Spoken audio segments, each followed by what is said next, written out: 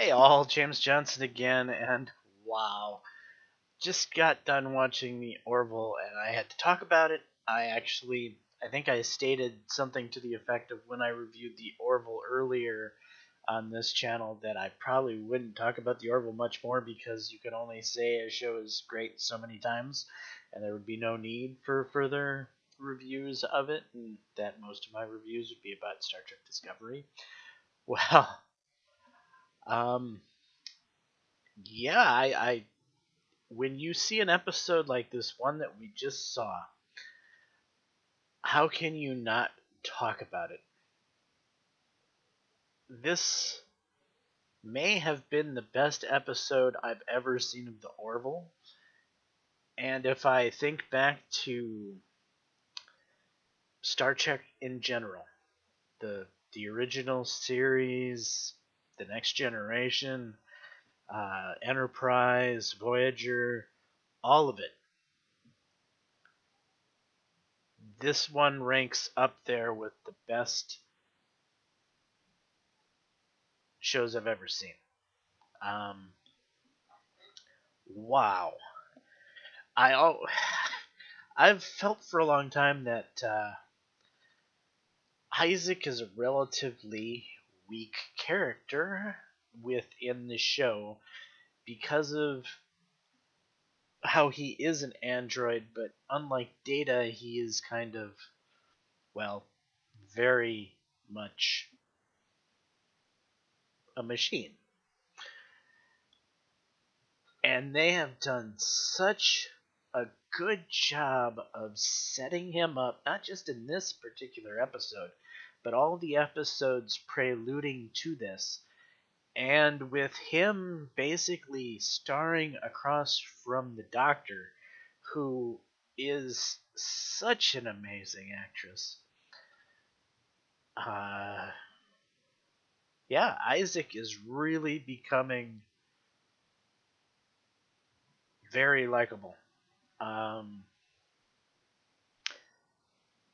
he was just one of those characters that I didn't know if I would ever really come to terms with within the show, and I can't see the show without him right now after watching that episode.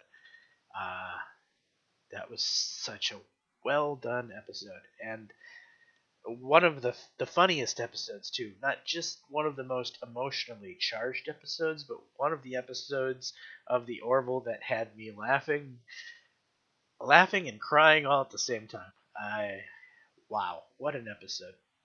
Uh, the whole Bortus and the mustache experiment was a riot. Wow, that was very funny, but yet so innocuous that it just fit in with the show so well. And yeah, it's kind of funny. So I have so many problems with so many of my favorite sci-fi shows that are being railroaded by what I feel is basically feminist politics, where you've got like Rey in The Last Jedi who magically becomes the greatest Jedi ever. You have Hoda, this vice admiral who takes over for Akbar, who unceremoniously gets killed with, you know, almost negligible screen time. That one of the greatest admirals to ever be in the Star Wars universe is just cast aside so that they can make some sort of social justice warrior point about feminism, and Hoda degrading whoever that other flyboy guy is that was in the show. Um, yeah, so there's so much attempts in my favorite shows like Star Trek and Star Wars as of late to create these female heroine type characters that, while they do that, they also dumb down and destroy the masculine male characters that I grew up with. Luke Skywalker's been completely destroyed in the Star Wars universe. The the boy the the boy Jedi Knight, the who overcame so much and yet still in the end found a way to turn his father. Han Solo, who, the perfect cavalier alpha man who was smart, cunning, and didn't take any shit from anyone. This character is played terribly in a Solo spinoff, where the only character that was played properly was Chewbacca, and I guess we don't have to denigrate a male Wookiee because there's no need to denigrate a male Wookiee. I mean, Lando Calrissian character in it was a joke, and that's another thing. So here we've got this Lando Calrissian who is in Solo, who's like, he's not Lando Calrissian. Lando was another character that screamed alpha male, that screamed, he didn't have to pretend to be masculine, where this character playing Lando Calrissian felt like I don't want to say this and sound horrible, but it felt like a gay man who was pretending to be Lando Calrissian. And then they threw in the whole he's in love with a robot thing, which was just weird and creepy. But here we have the Doctor in love with a robot, and there's nothing weird or creepy about it because it was done with such tact, such respect.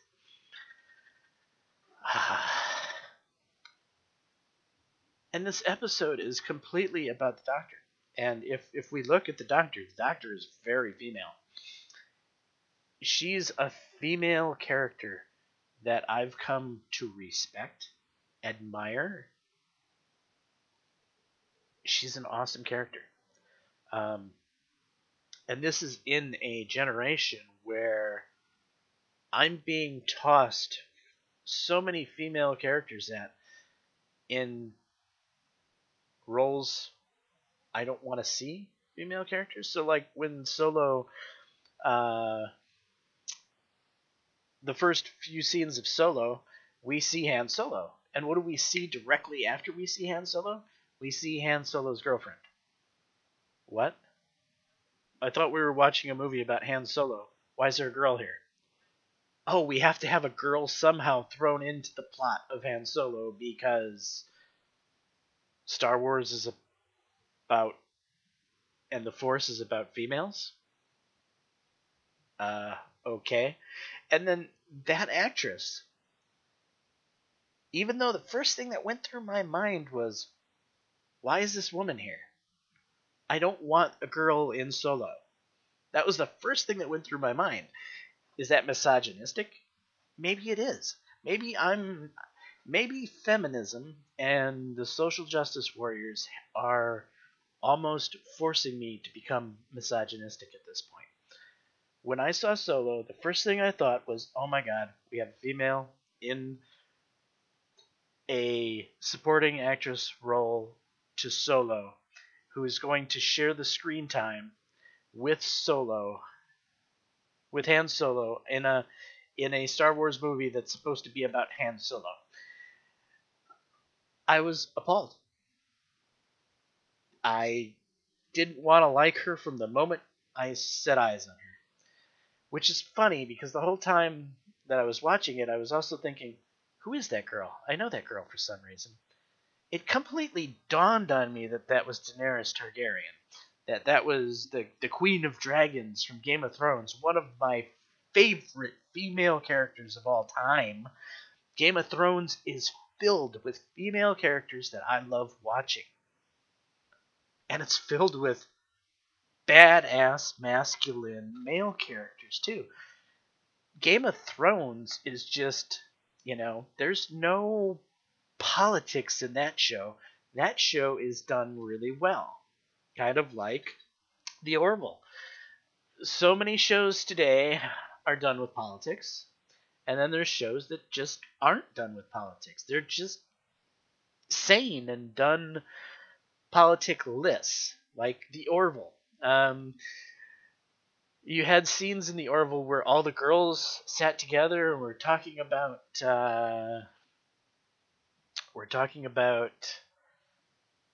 her date.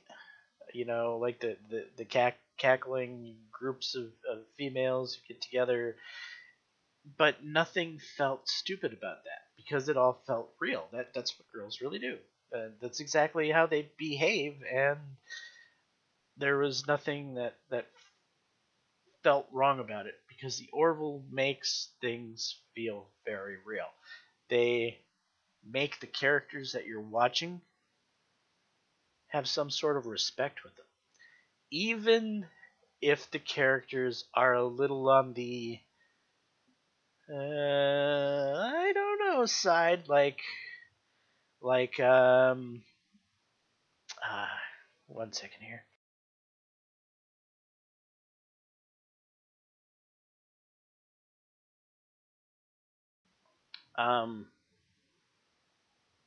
So like Lieutenant Gordon, the pilot, who's he's just filled with bad advice.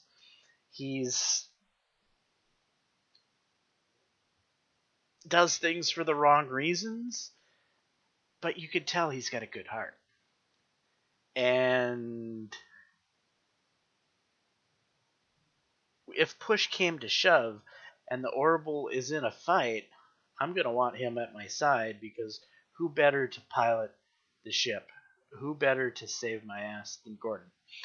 Am I going to ask Gordon for dating advice? Probably not. Will Gordon try to give me dating advice? He probably will. But Gordon is real. He's a real character that makes real sense, and the audience develops real respect for him. Every character in the Orville is like that. You really respect the characters. Even Bortus, his I thought the mustache looked pretty good on him actually. But yeah, so like with Star Trek Discovery, Tilly, while I liked her in the first season, I just want to rip her head off half the time. Michael Burnham, I wish would just get flushed out of an airlock. Tyler, well, I don't care if he gets flushed out of an airlock either because I've lost any desire to like him. Lorca was about the closest thing we had to an alpha male, a credible alpha male in the entire first season, and he turned out to be the most villainous bad guy of the group. Pike is this token white male who's lacking in confidence enough to allow Burnham to tell him what to do. Stamets is, well, we already know Stamets' sexual orientation, though he's a nice guy. At this point in time, what is there for a male role model on Star Trek Discovery? There isn't really a male role model on Star Trek Discovery. I really have to think hard on that one.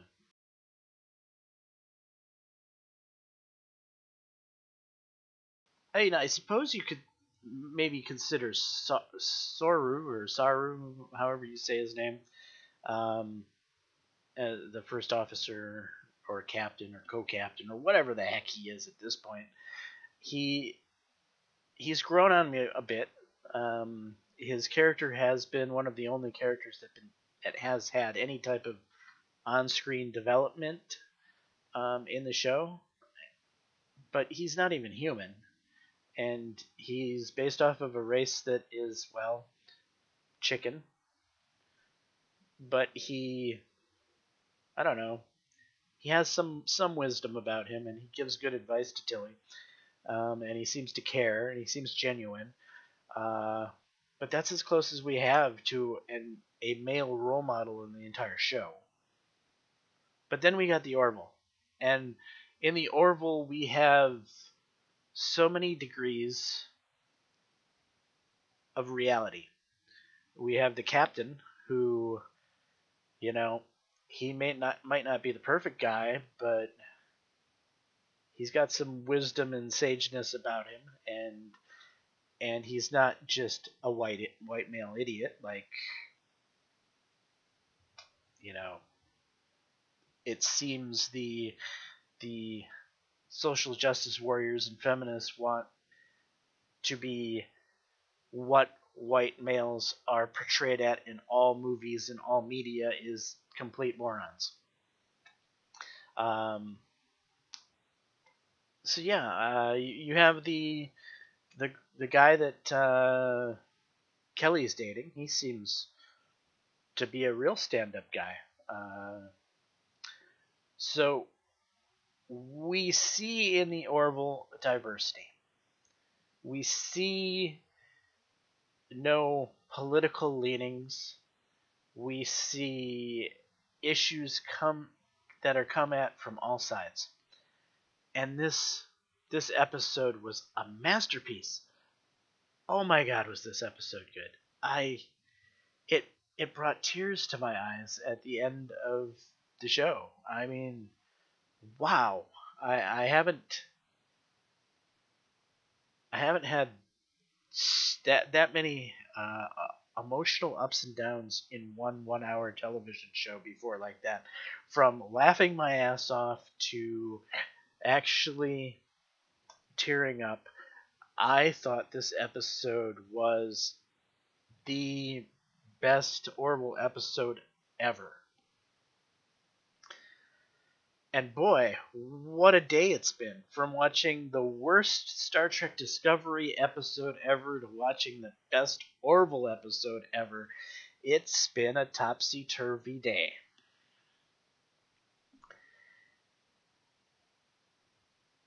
So I suppose I should be happy for Sci-Fi that the Orville is kicking ass. But I'm still, a little bit sad for Sci-Fi that Star Trek is bombing really badly. But yeah, that's where we are. Oh my god.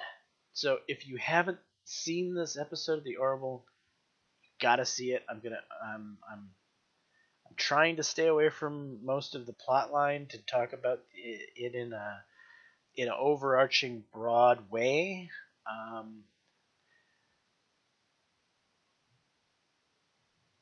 Because I don't want to ruin it for any of you.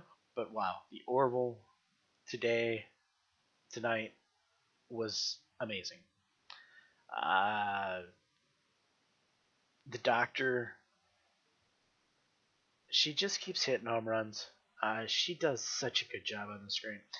She's quickly becoming one of my favorite Doctors of all time.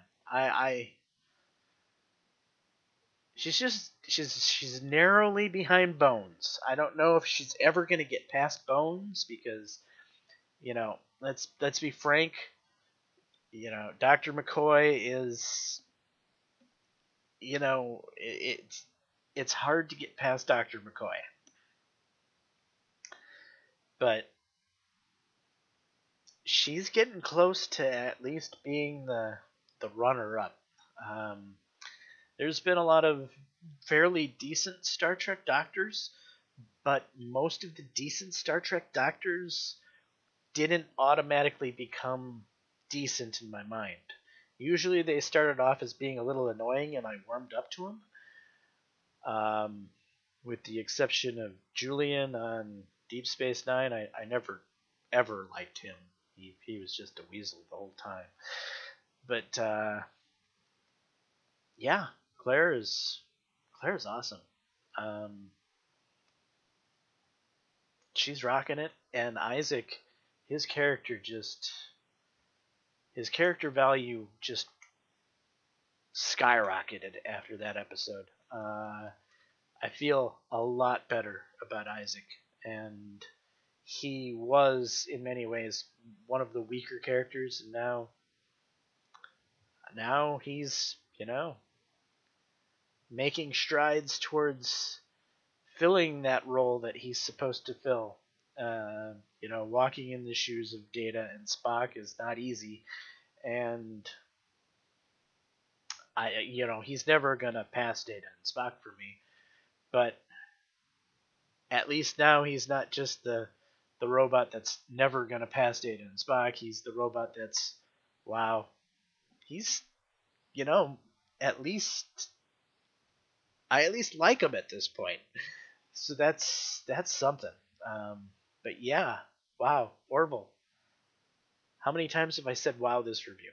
If you count how many times I say wow this review, divide that by like 10, and then take that number out of 10, and you'll probably have what this episode of the Orville should be rated at, which is probably like a 15 out of 10.